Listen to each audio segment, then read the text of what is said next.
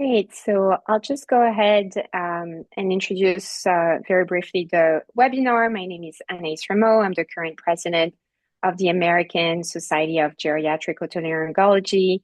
We are so excited to start our webinar series again.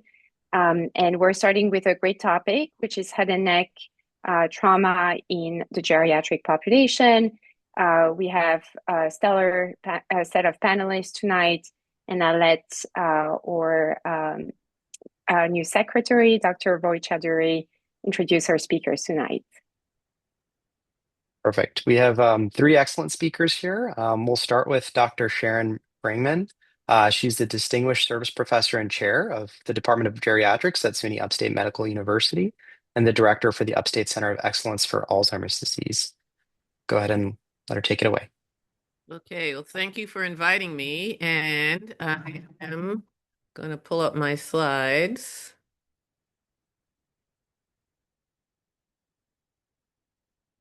Everybody can see that? Okay. So, yeah, thank you for inviting me, and I really am excited to see a surgical specialty that overlaps with geriatrics. What we say in geriatrics is that unless you're a pediatrician, you're going to take care of older adults at some point in time. And we've always struggled to kind of get surgical subspecialties to understand this. So what I'm going to do today is review some of the issues that came up when we were asked to write a chapter in this book that is really fantastic. I don't know how many of you have it, but it's the Otolaryngology Clinics from December 2023 with Dr. Butts as the editor. So what really pushes this whole issue are the demographics. I call it the demographic imperative. So the fastest growing segment of our population are people who are 85 and older, and they are classified in geriatrics as the oldest old. We usually divide people up into the young old, which is 65 to 74, and then the middle old, which is 75 to 84, and then the old, which is 85 and over. And the reason why this is significant, because almost by definition, people who are 85 and older are frail. They have about a 50% chance of having some degree of cognitive impairment or dementia. And it's mostly women because women tend to live longer. There are increased rates of falls as people get older and frailer, and especially in women, you will see falls that often lead to head and neck trauma. And men also do have it. Men do fall, but their trauma is often related to motor vehicle accidents, sporting activities, or assaults. So you're going to see older adults with head trauma, and this is a very important topic to kind of get your hands on. So what are the risks associated with older adults and trauma? Well, in general, older adults have a worse outcome when compared to younger populations, and that's because older adults tend to have multiple medical problems. In geriatrics, we're very used to dealing with complex patients with multiple morbidities, a long problem list, and an even longer drug list. And when this comes up, you have to be able to figure out if you're managing a disease, a drug reaction, a disease to disease reaction. It changes your approach maybe to anesthesia, to pain management, and it really adds to the complexity of the care. Older adults with trauma have increased rates of hospitalization. They're more likely to be in the ICU, and they're more likely to have a longer length of stay. Bed rest is really deadly for older people, so the longer that they're in bed, and especially if in the ICU where it's very, the ICU never sleeps, so that's very disorienting. Older people tend to have higher rates of delirium. And many people think delirium is just an older adult who is a little bit confused, but delirium is actually a predictor for mortality. So an older adult who gets delirium has a 3 times higher risk for mortality, and this can last for 1 to 5 years after they leave the hospital. No, it's good. So a lot of older adults who are in the hospital, they end up with a acute delirium. And the other thing that's important to know about delirium, that there are two types. There's a hypoactive and a hyperactive. We tend to notice the hyperactive because they're the ones pulling out all the tubes and, hitting the nurses, and they're more combative. But the most common is the hypoactive, and that's the patient who's lying there quietly and is in a lot of distress that we often overlook. So you have to think about this, even in your quiet patients who seem settled. And as I mentioned, the risk for trauma goes up because most older adults have hypertension, diabetes, heart disease, lung disease. Many of them have dementia and strokes. And the more problems you have, the more you have a complicated course and more impairment at the end. So there are lots of preoperative considerations, and I'm just going to go through some of these. Again, we go into much more detail in the chapter in our book. But one of the biggest things that most doctors in general overlook are goals of care and what matters most to the patient. So we see a case, we start thinking about what we can do to treat or fix it, get the patient back to baseline. We often don't ask the patient what matters to them. What are the values that they want to have after this procedure? And so there can often be discordance between what we think is important and what the patient wants. So it's very important to have this conversation, and sometimes you have to have it with family members as well.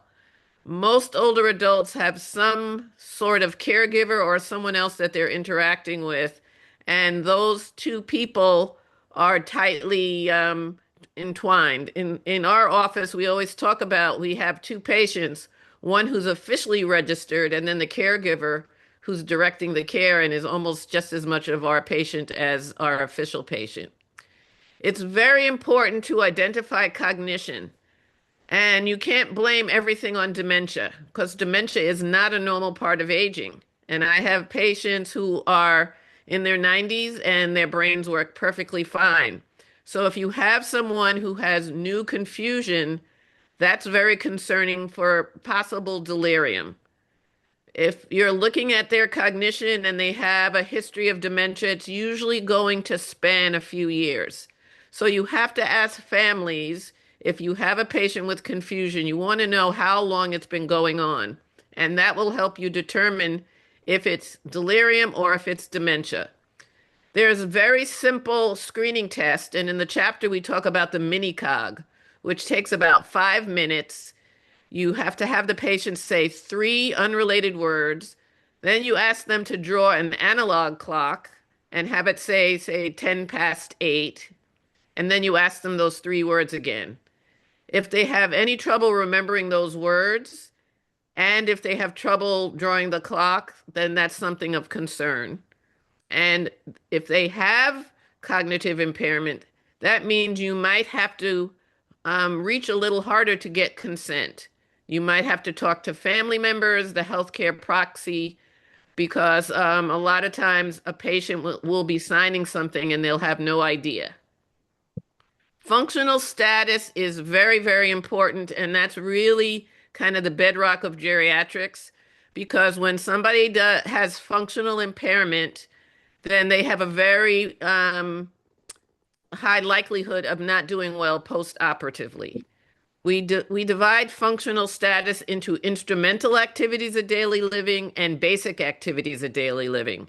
Instrumental activities of daily living are the things that we do to kind of interact with the world around us. And that's like shopping, driving, keeping your house organized, paying bills. And many people who have mild cognitive issues have problems with their instrumental activities of daily living. The basic activities of daily living are things that we all have to do to get through the day. And that's dressing, hygiene, getting to the toilet, walking independently or not. You have to find out if somebody is using assistive devices. So if they have impaired basic activities of daily living, they are by definition going to have a harder time post-operatively, and you're going to have to make sure that they get some sort of physical therapy assessment post-op. Frailty is a term that has often been called failure to thrive in adults. And that's kind of a pejorative term. And we are starting to understand that frailty actually has a biological basis. There's cell apoptosis, and there's also loss of muscle mass and other things that actually define frailty. And the way you have to think of frailty is somebody who has lost their physiologic reserve. We all have a cushion that helps our bodies handle stress, whether that's an external or internal stress. But someone who has frailty has lost that ability to respond to stressors. And so then they don't do well when a big stress occurs, such as a fall and such as surgery. So that is often the beginning of their decline in what we kind of call a domino effect. And there are a number of scales that you can use. And in this chapter, we talked about the frail scale, which is very important to give. And what we did in our health center is our nurses are trained Just in got a text from administering Lowe's about tomorrow's delivery.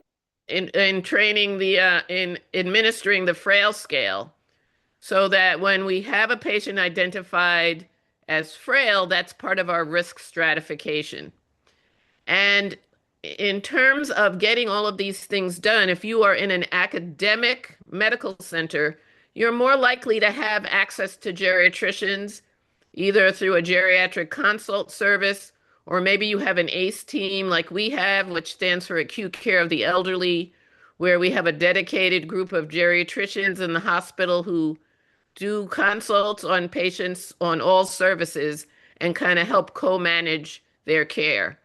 But in any case, if you can get your nurses trained to do this, this would be excellent. It's important to understand their nutrition. Many older adults, especially if they live alone, are not eating well. And if they have sarcopenia, general deficit in calories, maybe they have, a low albumin, low protein levels, that's going to impact healing. So you have to address their nutritional status, find out how they have been doing preoperatively, and then plan for it while they're in the hospital. I can't tell you how many times I've come into an older adult's room and their tray is on their stand, and the stand is near the window, and they're in bed, and they might need help. So figuring out if they are independent feeders, if somebody needs to help them open up their milk carton or the plastic that the silverware is in or whatever, and really set them up. And again, if you have geriatrically oriented nurses, this shouldn't be an issue. I'm going to skip over to medications because this is a huge issue in older adults because most of them are on at least 4 or 5 medications. And when you're on this many medications, polypharmacy is a big issue. And in particular, medications that are anticholinergic are particularly known to trigger delirium and reduce cognition in older adults. And it is kind of like a cascade. There are many drugs that are anticholinergic, but then when you start to hit a critical number of them, that's when you start to see problems. So for instance, furosemide or Lasix is something that is anticholinergic. Many people are on it.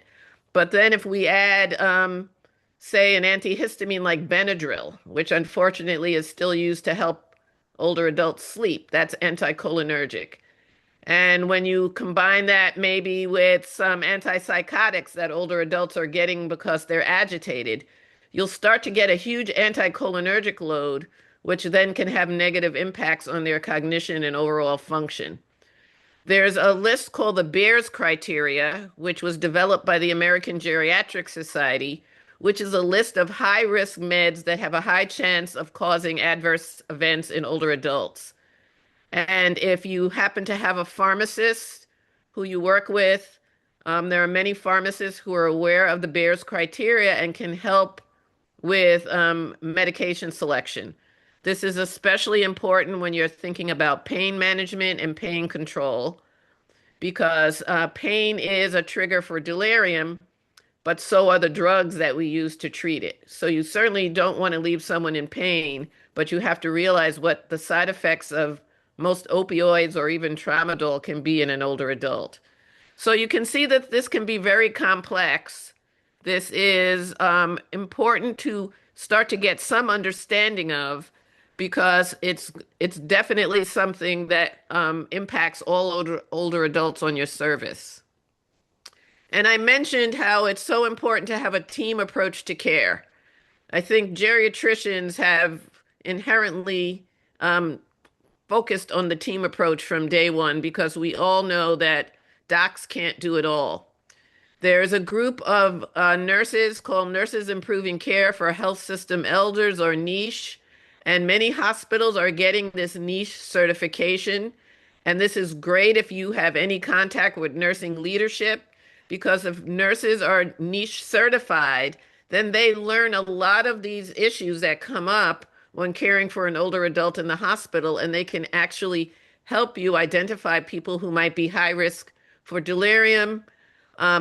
Patients should get out of bed as soon as possible. Bed rest is really deadly for older adults.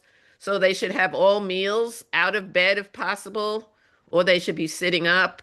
There are small things that you can do that improve the outcome in older adults. Take their Foley out as soon as you can. See if they can get undisturbed sleep. Don't order labs that have to be checked at 4 or 5 in the morning. See if they can get 6 or 7 hours of uninterrupted sleep. And that requires nurses not checking vitals in the middle of the night, or making sure your pain regimen doesn't require them to be woken up at 2 or 3 in the morning. Small things like that can have a huge impact on an older adult's risk for delirium and can improve their outcomes and reduce length of stay. There are many programs now where geriatricians are actually co-management, and they work with the primary team to optimize care for hospitalized adults.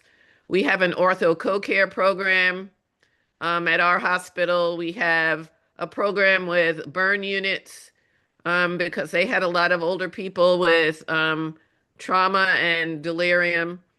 And certainly we are available for our ENT docs through our ACE team. We have an acute care for the elderly team. So I encourage you to look at your health system and see if they have any of these services. And if not, get in touch with leadership so that these can get developed. Pharmacists, I think, are a key part of the team because they can do medication reconciliation. They can help you identify high-risk meds. They can even help you with dosing schedules so that you don't wake someone up in the middle of the night. The most ironic thing is to wake someone up to ask them if they need something for sleep. So, and it happens. You would not think, but it does happen. So these are small things that can make a big difference.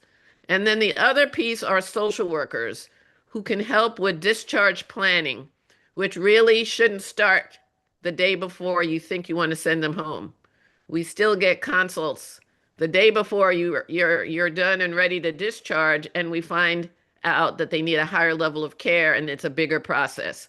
So discharge planning should really start on day one. It's important to identify what kind of care they're going to need afterwards. Do they have family supports? Do they have the finances to pay for a lot of this care? Because contrary to popular belief, Medicare does not pay for chronic care. Medicaid might in the right setting, but Medicare does not. And so a lot of families are shocked that if they take someone home, they have to pay out of pocket for the home care.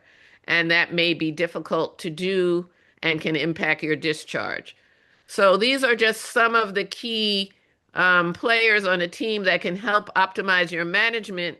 Make sure that you are taking the best care you can of an older adult, reduce their risks for delirium and other negative outcomes, and hopefully get them home and back to their regular routine as quickly as possible.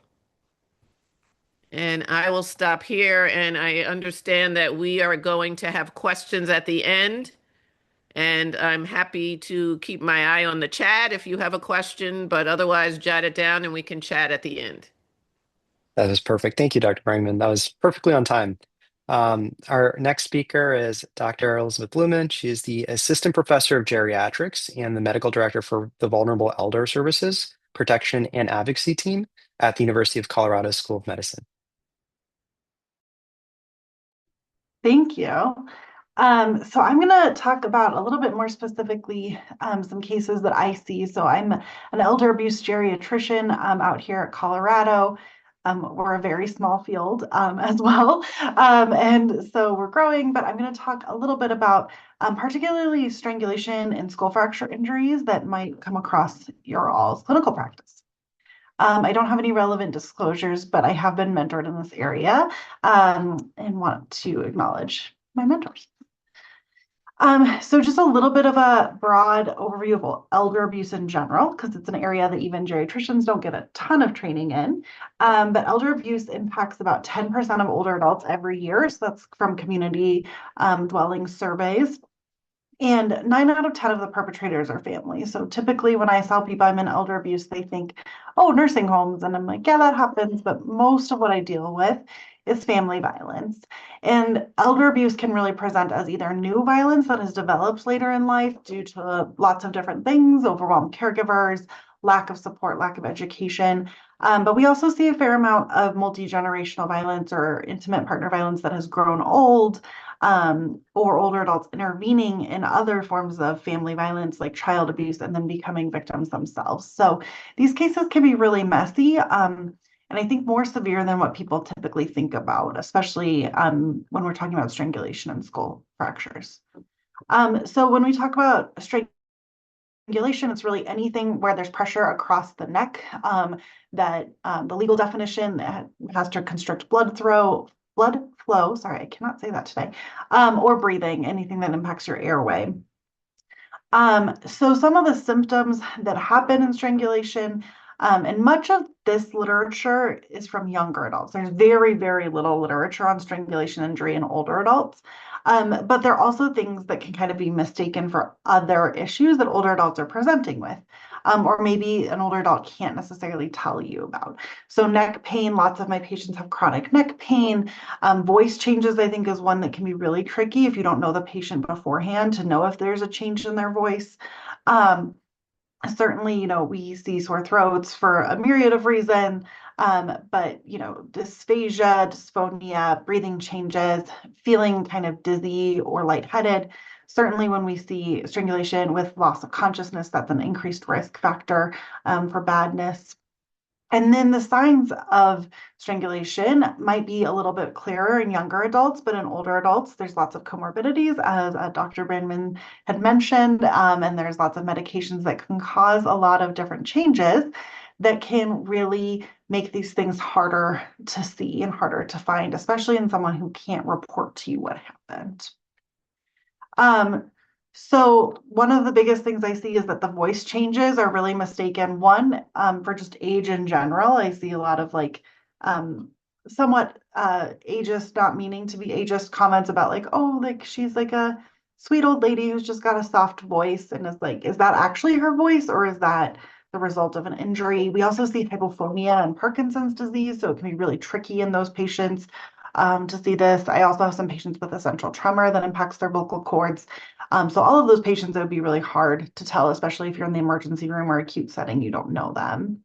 Bruising, I have seen mostly people are like, oh, they're on a DOAC, they're on warfarin, they're on something else, and they have bruising from that. But there's certain areas of the body that should bruise, even with those medications on board, and necks are not really one of them. Necks, we don't see a lot of bruising on, even in people who take these medications. And then your upper rib fractures are often mistaken for osteoporotic fractures, but the upper ribs really shouldn't be impacted by osteoporosis, and also due to the physiology of it. It's a very protected area, especially, your first rib is a really beefy rib. You should not be breaking your first rib. It takes a lot of force to do so. So a fall from standing height would not be something that causes upper rib fractures or sternal fractures, which are things that I have seen in older adults where we ultimately found strangulation. So the way that strangulation injuries, the biggest thing we're worried about, right, is a dissection or a carotid injury, BCVI. And so the Denver scale I'm sure you are all probably more familiar than the internists are. We're not trained on this as much, but emergency medicine and others are. Blood cerebrovascular injury grade 1 is typically what I see in my patients, where you're seeing an intimal irregularity or a dissection that doesn't involve as much of the lumen. The grade 3 through 5, those ones are typically very, very ill people going to the trauma services. But stage 1 and 2, you have really high risk for strokes, especially if these aren't identified at the time of injury. So when we see any of these injuries, usually the mainstay of treatment is antithrombic treatment for grades 1 and 2, and then follow-up imaging. Often these patients are getting admitted for observation in the ICU, which, as Dr. Brangman has so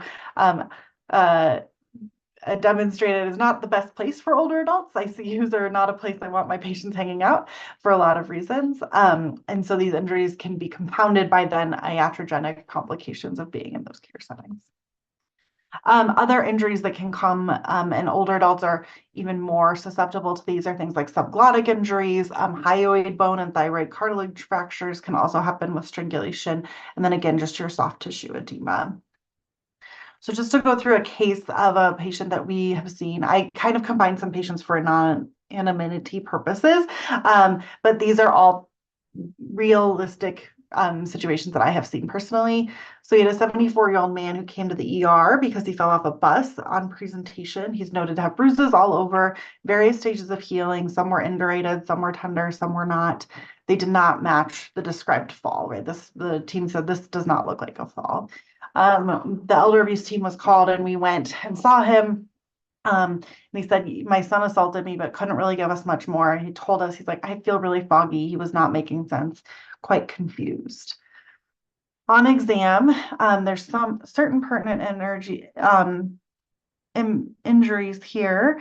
So if you can see on his left clavicle, there's some erythema there that's in a kind of atypical pattern. There's a little bit of erythema around the anterior aspect of the neck. It's kind of hard to see in these pictures. There's a little bit of erythema and darkening over the jugular there. And then you see there's like some bleeding coming down from the ear, but not a ton on the face and neck. And then there's some abrasions around the mouth.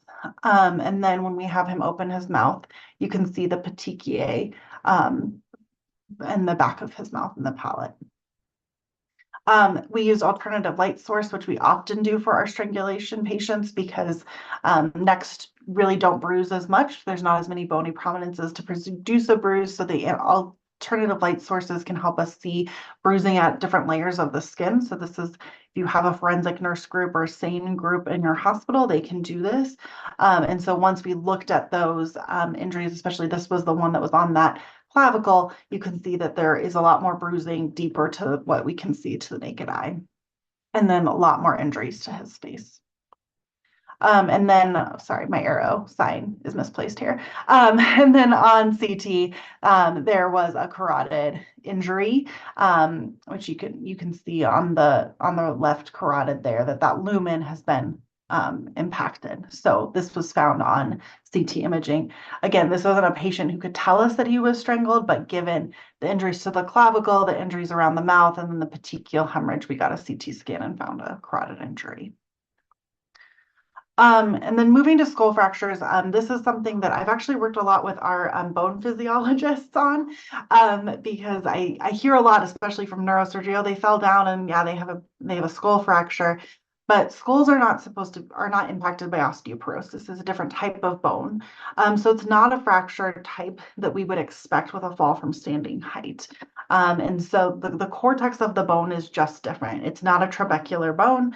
These are CT scans of the different bones here. So getting a fracture in your skull, even as an older adult, is not something that takes low energy mechanism to do. It's still a high energy mechanism of injury, which is typically how we kind of describe injuries in elder abuse as high or low energy mechanism.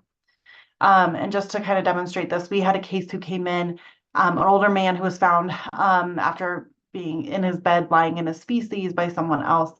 came to the ER for evaluation and treatment. He'd been living alone. He has like all of the risk factors. He's widowed. His wife's children owned the home he's been living in. He's been walking about a mile a day, but he has to have people help him to get his ADLs done.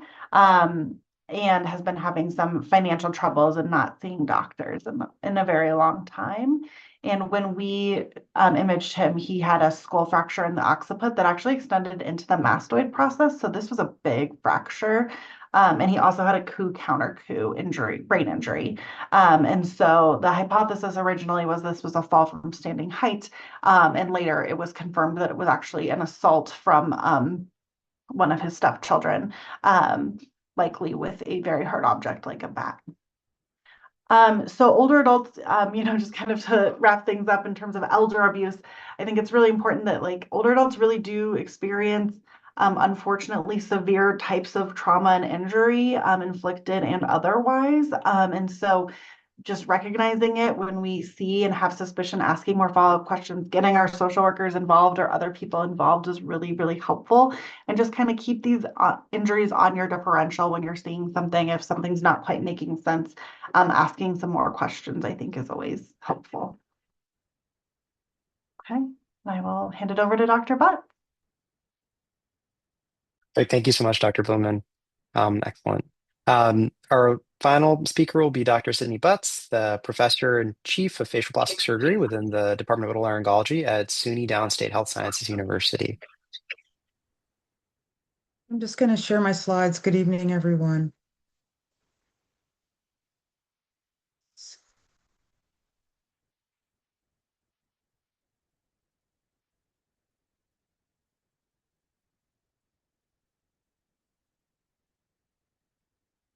Okay, can everyone see my slides? Yes. Okay, wonderful. Thank you so much.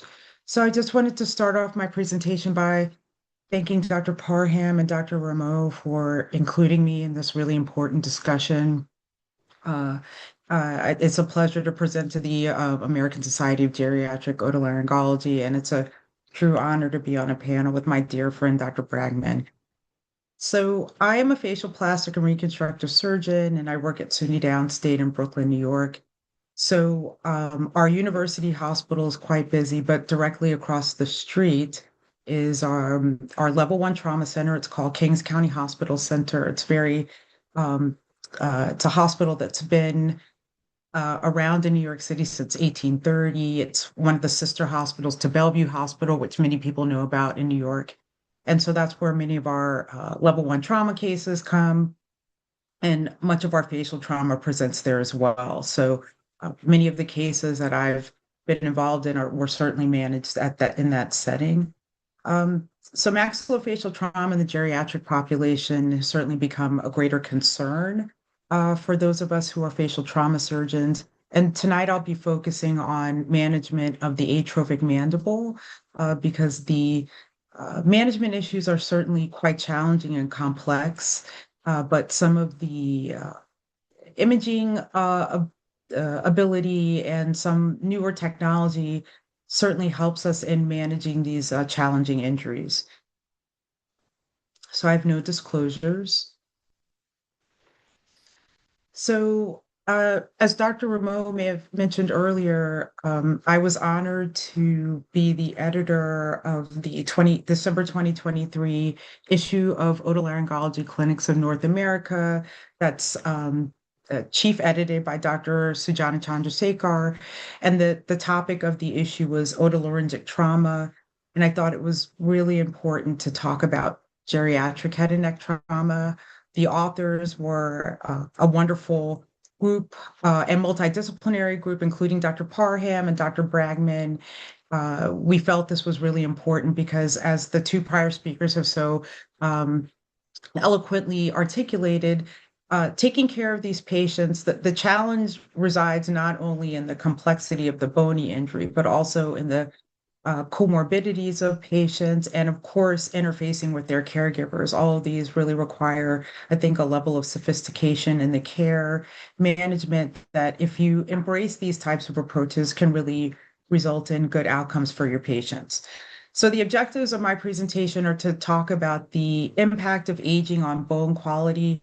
And in the mandible, that comes in many forms, including edentulosum and atrophy of the mandible, and then other systemic impacts on the quality of bone in the mandible, including osteoporosis, menopause, and the growing number of patients that are on bisphosphonate medications. And I'd love to hear Dr. Bragman's thoughts about that, because that has a real impact on bone injury and healing.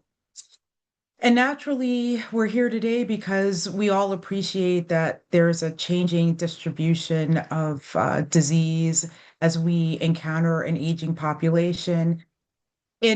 As a trauma surgeon, the demographic of patients I'm typically used to encountering are younger men. So men between 18 and 40 are typically the more at-risk group of patients. But certainly, anecdotally, and this isn't just my experience, it's now being reported in the literature that there's become almost this bimodal distribution of facial fracture age groups. So this peak in the young age male group, and then the other peak is in older patients. And interestingly enough, this is not gender specific. So it's much more evenly distributed between male and female patients. And in several of the articles that I've reviewed, women outpace men in the number that are victims of facial fractures. So, one of the things I'll also discuss is how we focus on the challenging nature of taking care of patients whose jaws are atrophic and because of edentulosum, and what some of the important techniques that need to be employed for healing to avoid complications. And certainly, of course, the factors that must be considered include comorbid states and really, as I said, and as Dr. Bragman mentioned, a multidisciplinary approach to management. So in the figure that I have here, it's just a split, and this is a figure from the article that was published in the Otolaryngology Clinics issue on maxillofacial trauma in the elderly, and it's a split. So it shows the distribution of facial fractures comparing younger adult patients to geriatric patients. And, it shows that, interestingly, mandible fractures are less frequent in geriatric patients than in younger patients, but still an important topic to discuss because of the, as I said, poor bone quality that can make these much more difficult to treat. So in the geriatric population, not surprisingly, the causes of more facial fractures are falls compared to in younger male populations, where leading causes tend to be interpersonal violence, motor vehicle accidents, or sporting injuries. So you can see in this pie chart, and this is taken from a multidisciplinary, multi-center study looking at the epidemiology of edentulous atrophic mandible fractures in Europe, published in 2019, that almost 70% of patients were fractured because of falls, and then other causes, up to 15% assaults. So, the assault is still an important cause, but certainly not as important as falls. And then in the figure on the right, you can see that there's a much closer balance in terms of gender, with women outstripping men, which is different than in the younger patient population. So this is the article that was published in 2023, and you can see Dr. Parham's name here and Dr. Brangman, my colleague, Michael Nawara, who's in Seattle, his fellow at the time, Lucy Shee, and then one of Dr. Bragman's fellows, Dr. Pudney. They did a fantastic job really looking at the incredibly complex nature of the presentation, the treatment, and the postoperative care. So I just wanted to start by talking a little bit about anatomy of the mandible, which I think, for this audience is probably a review, but it's important just to break the mandible down into segments, because in older patients that sustain mandible fractures, the location of the fractures are also distributed a little bit differently than in the younger population. So in younger patients, we see not insignificant proportion of fractures involving the condylar segment or the subcondyle, which is here where my arrow is pointing. But then a more even distribution of fractures in the angle, symphysis, and body. But in the older population, we see these fractures clustered really to the body region, which is right here in the mid, kind of the mid portion, and the condyle. And the reason that the condyle is more vulnerable generally is because it's a weaker segment of the mandible. So it's weak in all populations, but the fractures being more common in the body have to do with the fact that muscles that attach to the mandible attach to the central symphyseal area and to the angle. And so those areas tend to, though can be subjected to the impacts of edentialism, because of the muscle attachments to these areas, they tend to retain some of the bone strength more than the body of the mandible, which doesn't have strong muscle attachments. So I'm showing a picture of a normal dentate mandible here in the top left. And then I wanted to just review two classification systems that help us describe the degree of atrophy in the mandible. The most commonly quoted is by Dr. Lohr. It was published in 1996, and it's three classes and basically is just divided or subdivided into three groups representing the height of the body of the mandible. So class 1 is 16 to 20 millimeters, and then the most severe atrophy is a mandible that's less than 10 millimeters in height. And we sometimes call these pencil thin because they really are. Now, again, it's important to remember that the part of the mandible that typically is most vulnerable to atrophy is the alveolar process. So in this figure here on the lower left, you can see, and this is from another classification system by Cawwood and Howell, you can see that the part of the mandible that actually decreases in height is the alveolar process. And they have these overlays that show the atrophic mandible kind of stippled versus the dentate mandible. In the most severe cases, even some of the basal bone will become atrophic, but typically it's the alveolar process that's involved.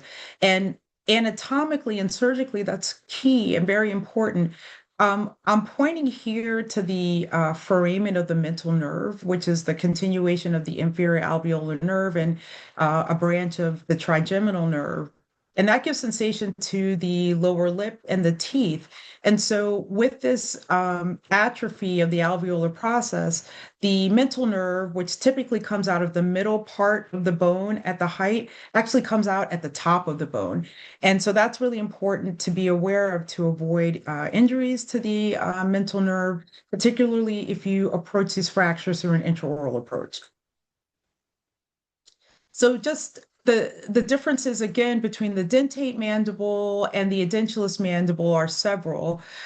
We talked about atrophy, but some other important differences include just an overall decreased osteogenic potential of the mandible in older patients, a decreased blood supply, decreased bone density, and the cortical aspect of the mandible becomes more of a prominent aspect of the bone, which leads to a more brittle bone that can snap more readily. The clinical presentation of patients that develop mandible fractures are all of the symptoms and signs that we would naturally think of. So obviously pain, there's limitation in mouth opening, sometimes because of pain, but also sometimes because of muscle injury as well. There's a facial deformity because especially if the condyle is involved, there can be shortening of the lower facial height. And because of all of this, the pain that comes with this, patients will have decreased oral intake. We talked about the mental nerve, so patients will tell you that their chin is numb from B3 hyposthesia. And I showed this patient because I think it's a really good example of another important possible presentation, which is patients may have significant floor of mouth swelling, ecchymosis, and even hematoma, particularly patients that are on anticoagulants. And this can result in an airway emergency. And if patients have multiple fractures where the central part of the mandible is pulled posteriorly by the muscles that are still attached, that can be another mechanism for airway obstruction in these patients. So, many times we treat mandible fractures on an outpatient basis, but in patients like this, it's really important to be more cautious, especially if there's bruising like this in the floor canal. It's also, of course, important to do a full survey, looking for any other facial fractures.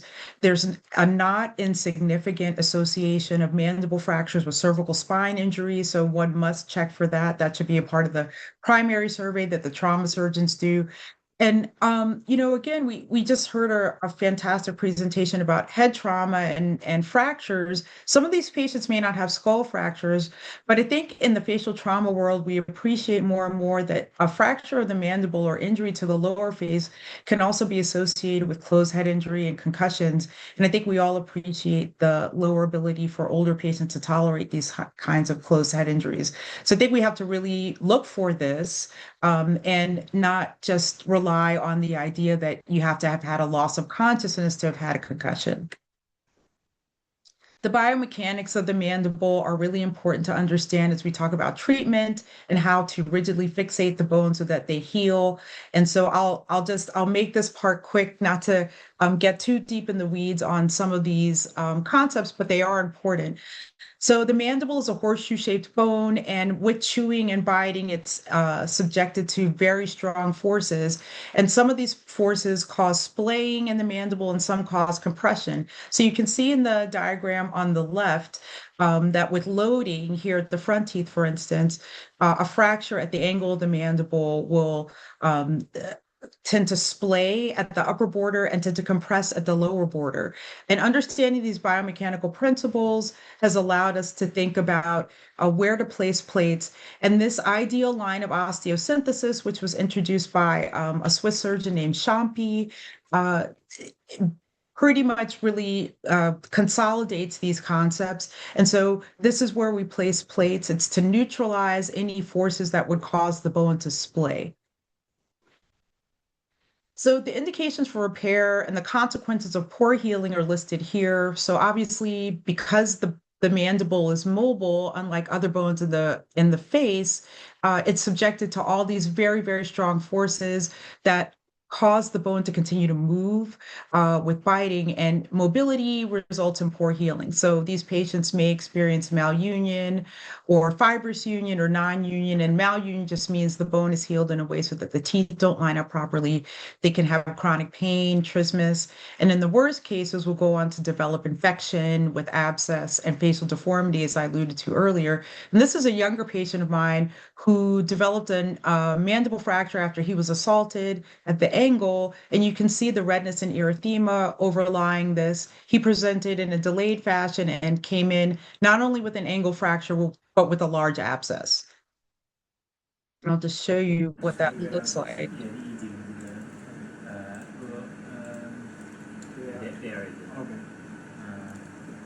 So I'll pause right here. Sorry, everyone.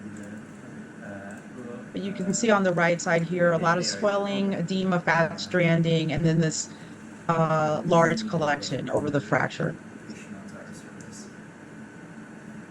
So for him, we drained that abscess. As soon as he presented, we brought him to the operating room. We drained the abscess. And since we know that the reason the abscess developed was because of mobility of the bone, the way to ensure that the infection is completely addressed is to immobilize the bone with this large reconstruction plate, which is what we placed. So the treatment approaches that are available include conservative, like a soft diet or analgesia. And I would say that for particularly with patients with severe atrophy, that really won't be effective. We have a saying with these fractures that the smaller the mandible, the bigger the plate should be that you place. Closed treatments involve other tactics to immobilize the bone, and that can involve putting a big Barton's dressing on, or it can involve using maxillomandibular fixation, but in an edentulous mandible, that's really not an option for us. And MMF, either way, is something that's quite uncomfortable for patients, and you lose a lot of weight, and it's very anxiety provoking. So when we're talking about what types of plates to pick, we're thinking about either load sharing or load bearing. And load sharing plates are smaller, where the plate, which is made of titanium, is absorbing part of the load and the bone is absorbing part of the load. And that's more appropriate in a dentate mandible. But in an edentulous mandible with significant atrophy, we should be using load bearing plates, where the plate is absorbing all of the load so that the bone can heal. And that's pictured here in this large reconstruction plate in the corner photo. So as I said, the treatment options in the dentate mandible are more, and you can see this patient in MMF. So we used very strong elastics to line up his occlusion. And you can see in the photo or the x-ray in the right side that we used smaller, what's called mini plates at the upper border and lower border of the fracture to stabilize it. So for many years before we had rigid internal fixation, we had to be creative and sometimes didn't have great healing outcomes. So the picture you're seeing here is something called a gunning splint, which I think many people don't even know about anymore since fixation using titanium has been available. But basically it's modifying a denture, screwing the denture to the patient's maxilla and mandible, and then wiring those splints together so that the patient can't open their mouth, and hoping that that will result in healing. We've evolved from that somewhat. So this is another type of way to try to fixate the mandible or stabilize it. And this is wiring a splint. Again, these were led to less than kind of consistent healing outcomes. Patients might have to have these on for weeks and weeks, so not ideal. We then move to people feeling, well, it's a small mandible. I'm only going to have room for small plates. But over time, longitudinal studies have really shown that these plates, these small plates, are not really able to do the job and absorb the load. So patients would come back with plate fractures and infections. And so now really the standard of care is to use large reconstruction plates, as we were just discussing. Another treatment option can be using this X-Fix, but again, the bones aren't as stable as we would like, and these, as you can imagine, can be hard to tolerate. So as I said, the current regimen is a rigid load-bearing fixation with a locking reconstruction plate, typically going through a transcutaneous approach versus intraoral. You have to be prepared possibly to actually also add a bone graft if there's severe atrophy, and this will allow the patient to resume denture use or get dental implants placed. So this is my first case. This is a now he's not that old, but he's a dentulist, 49-year-old gentleman, status post a fall, who sustained bilateral mandible fractures. You can see a fracture here of the body on the left side. And then on the right side, he had another body fracture with kind of telescoping of the fragments because of muscle pull. And this is an intra-op photo. So again, one of the reasons these become unstable is because you can see that the gastric muscles here attached to the central segment of bone, and these are almost like bucket handle fractures. They're very unstable and can be very hard to reduce. So this is the right side of fracture and the left's over here. And that's just, again, kind of showing the muscle pull and the bucket handle nature. So I used some smaller plates to kind of simplify the fracture and get it aligned. And then you can see above that small plate is a sticker reconstruction plate using locking screws, which lock to the plate and add significant stability. And this is on the other side. And these are the post-reduction films. So you can see the thick plate here on the right side, and then on the left, and the fracture is well reduced. So case number 2 is a 63-year-old gentleman who was assaulted, unfortunately. He had hypertension and hyperlipidemia and some alcohol abuse. And these are his 3D reconstructions. So you can really see the difference in the height of the dentulous portion of the mandible compared to the dentate part. Luckily, the fractures weren't terribly displaced, but over here you can see there's some pull because the masseter muscle and the medial pterygoid are able to pull this bone up. Dr. So Butts, this is, yes. sorry to interrupt. We'll have about like one more minute, and then we'll have like 5 minutes at the end for these are my questions for everyone. yeah, I'm Sorry sorry to about interrupt. that. Yeah, No, it's okay. done. So this is the reconstruction plate placed through a neck incision and the post-reduction film here and here. Bone grafts are sometimes used with a very low mandible, and you can see some bone grafts, some cancellous bone that was harvested from the iliac crest. And then finally, virtual surgical planning has become a really important tool. This can help you working with a biomechanical engineer to preoperatively reduce the bone segments, see how they should be lined up, and get a custom-made implant with drill guides so that you can ensure that you're not drilling into the inferior alveolar nerve with a real-time saving for patients, which is ideal here because you want to decrease OR time. So in summary, atrophic mandible fractures pose numerous challenges that require additional techniques given poor bone quality. Load-bearing fixation is critical to allow healing, and longer operative times must respect the impact of general anesthesia on older patients. Thank you so much. Thank you so much, Dr. Butts, and thank you again, Dr. Brangman and Dr. Bloemen as well for your excellent presentations. I'm not sure if anyone, I know there's some questions in the chat. I'm not sure if there are any questions that people would like to vocalize, or if we want to just start with the chat. I think you can go with the chat questions. Perfect. I think Dr. Rameau, I think you had the first one. You want to take that one?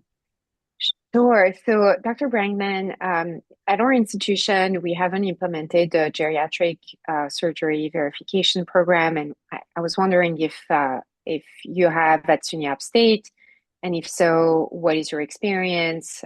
Have you, as a geriatrician, been involved in that program? We don't have it officially, and we've had discussions over the years. We've had changes in our chairs, and so the continuity has been a little fractured.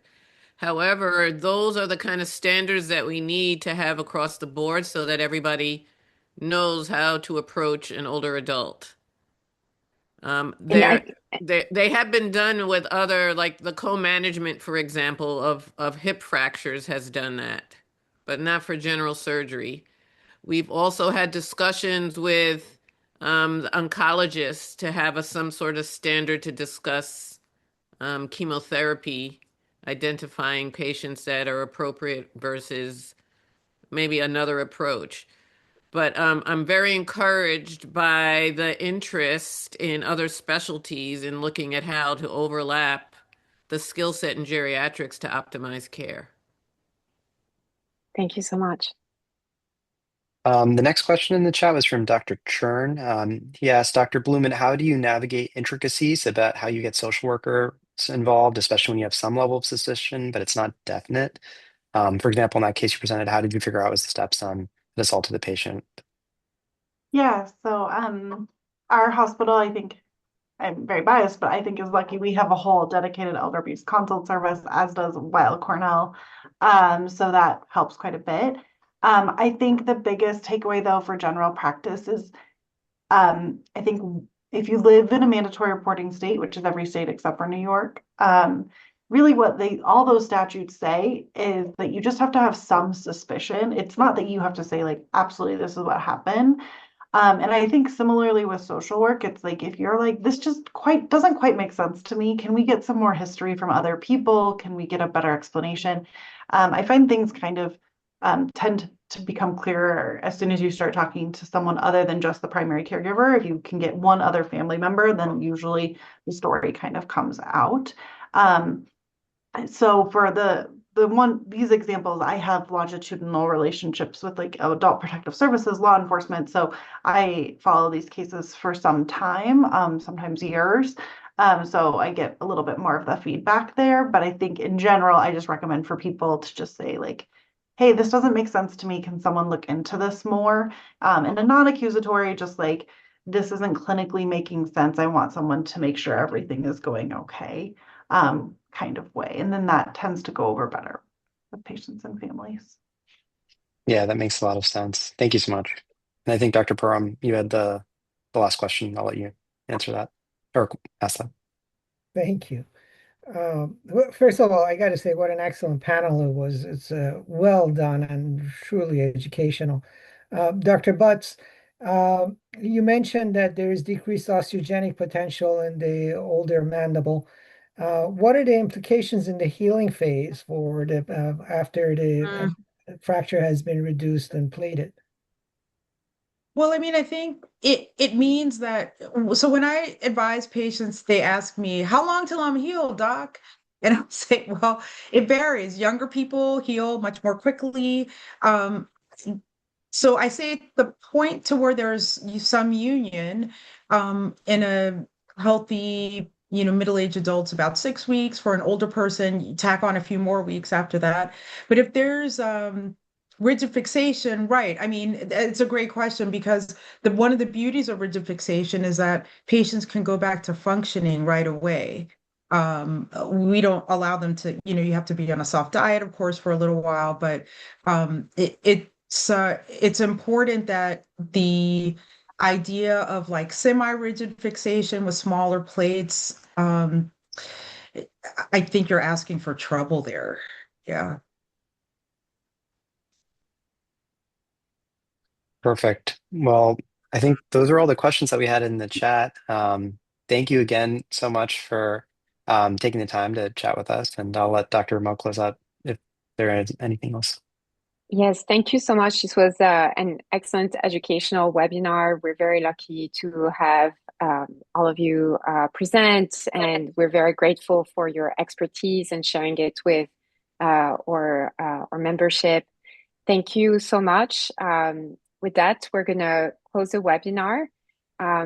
We are going to post this on Remedy so more people can have access to this excellent material. Thank you so much.